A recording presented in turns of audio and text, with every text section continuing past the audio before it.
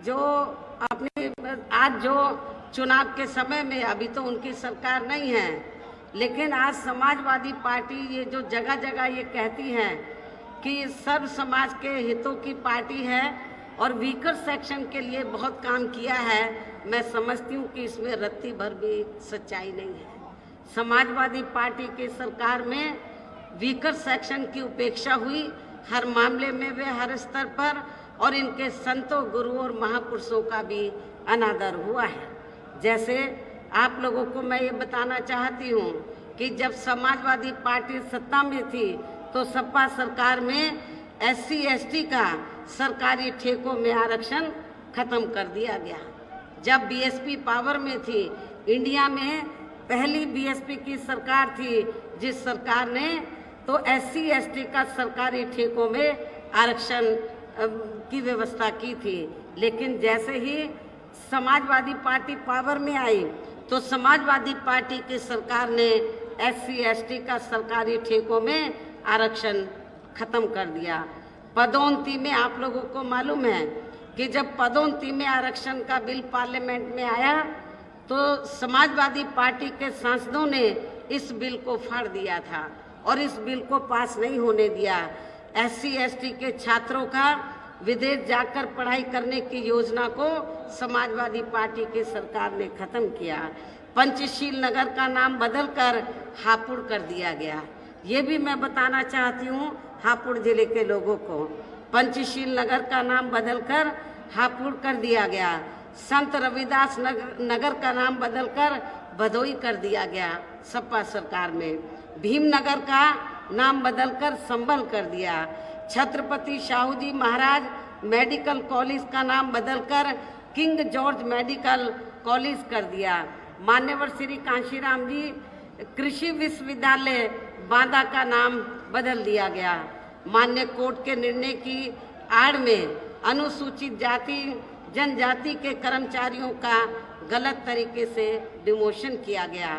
सपा सरकार में ही अनुसूचित जाति जनजाति के छात्रों का शून्य शुल्क पर प्रवेश समाप्त कर दिया। अनुसूचित जाति जनजाति के छात्रों की शुल्क प्रतिपूर्ति पर 60% की बाध्यता लगाकर उनकी छात्रवृत्ति रोकने का काम किया गया। मान्यवर श्री कांशीराम जी अरबी फारसी विश्वविद्यालय का नाम बदलने का काम सपा सरकार ने किया।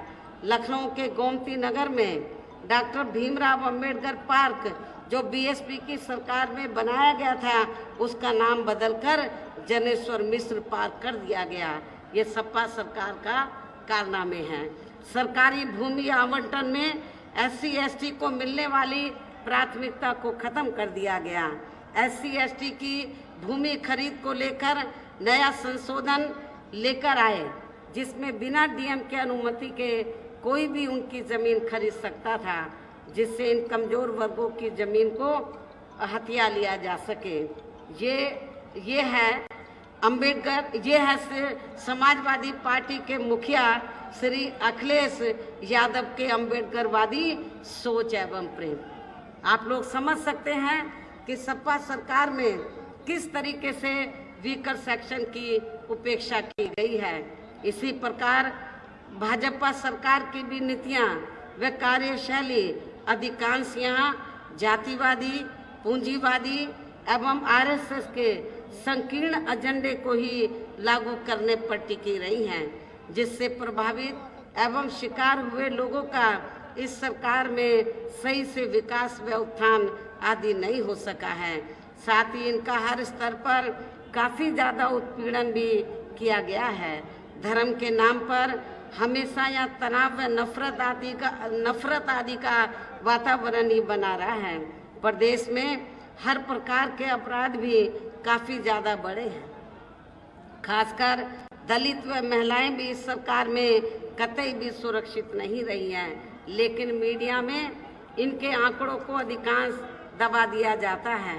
इसके अलावा प्रदेश में गरीबों, मजदूरों, बेरोजगारों व अन्य मेहनतकश लोगों के साथ साथ दलितों, आदिवासियों, अन्य पिछड़े वर्गों, मुस्लिम एवं अन्य धार्मिक अल्पसंख्यक समाज के लोगों के हित व कल्याण के लिए वर्षों से जो भी यहाँ सरकारी योजनाएं चल रही थी तो उनका भी इन्हें सरकार में सही से पूरा लाभ नहीं मिला है।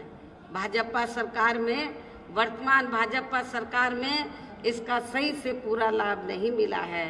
खासकर दलितों व पिछड़ों को आरक्षण का भी पूरा लाभ नहीं मिल सका है, क्योंकि इन्होंने मतलब भारतीय जनता पार्टी की सरकार ने यहाँ बड़े बड़े सरकारी कार्य ज़्यादातर प्राइवेट सेक्टर के जरिए ही कराए हैं, जिसमें इनके लिए आरक्षण की कोई भी व्यवस्था नहीं है। सरकारी नौकरियों में भी इनका आरक्षण का कोटा पूरा नहीं किया गया है। मुस्लिम व अन्य धार्मिक अल्पसंख्यक समाज के लोगों के साथ तो बीजेपी की सरकार में अधिकांश पक्षपात वाला रवैया ही अपनाया गया है। इतना ही नहीं बल्कि इस बार बीजेपी की सरकार में अपर कास्ट समाज में से विशेषकर प्रबुद्ध वर्ग भी हर मामले में अपने आप को काफ़ी ज़्यादा उपेक्षित महसूस करता रहा है। इसके अलावा इनकी गलत आर्थिक नीतियों के कारण यहाँ गरीबी, बेरोजगारी व महंगाई आदि भी काफ़ी ज़्यादा बढ़ी है। खासकर चुनाव घोषित होने से पहले तो पूरे देश में डीजल, पेट्रोल व रसोई गैस आदि की आए दिन बड़ी कीमतों ने तो जनता की काफ़ी ज़्यादा मुश्किलें बढ़ाई हैं और ऐसा लगता है चुनाव खत्म होने के बाद पुनः इनकी कीमतें बढ़ा दी जाएंगी।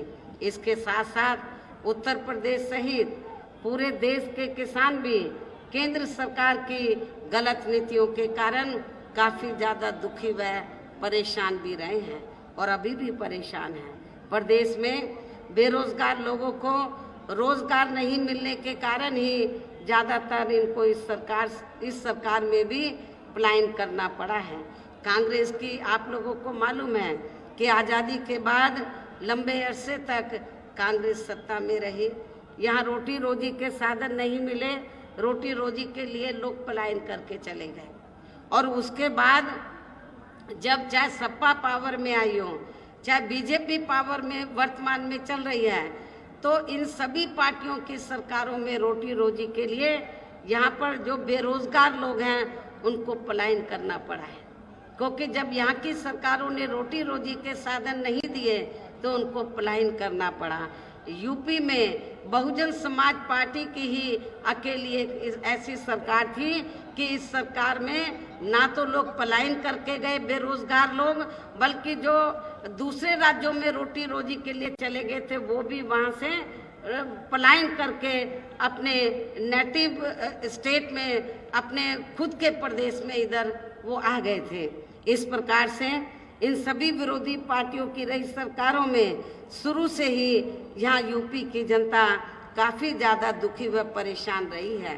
विशेषकर कोरोना महामारी के दौरान तो इन सभी की हालत और भी ज़्यादा खराब हो गई है। ऐसे में इन सभी विरोधी पार्टियों की रही सरकारों से निजात पाने के लिए अभी चुनाव में यहाँ प्रदेश की जनता को अपनी एकमात्र हितैषी पार्टी बहुजन समाज पार्टी की ही सरकार बनाना बहुत जरूरी है, जिसने अपने चारों रहे शासनकाल के दौरान बिना पक्षपात व भेदभाव आदि के यहाँ कमजोर एवं उपेक्षित वर्गों के लोगों के साथ साथ सर्व समाज में से गरीबों, मजदूरों, बेरोजगारों, किसानों, व्यापारियों, कर्मचारियों, वकीलों एवं अन्य मेहनतकश लोगों के साथ ही युवाओं, छात्रों, महिलाओं व बुजुर्गों आदि के भी विकास एवं उत्थान के लिए अनेकों ऐतिहासिक व महत्वपूर्ण कार्य किए हैं।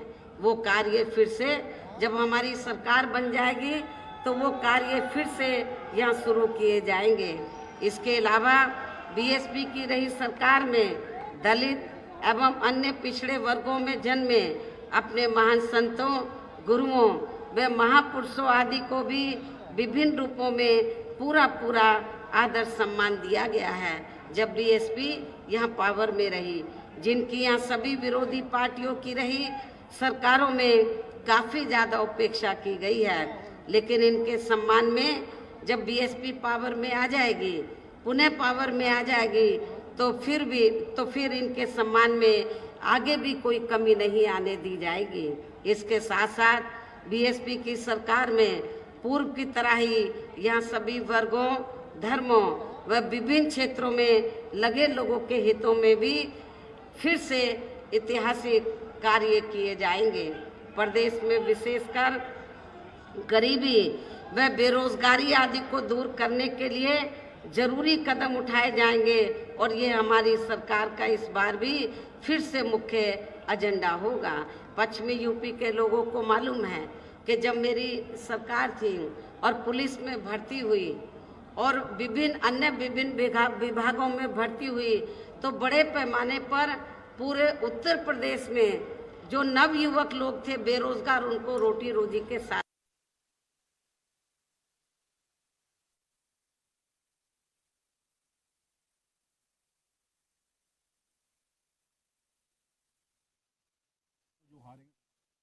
रोमा वाले स्टूडियो में 2 कॉपी दे जाओ।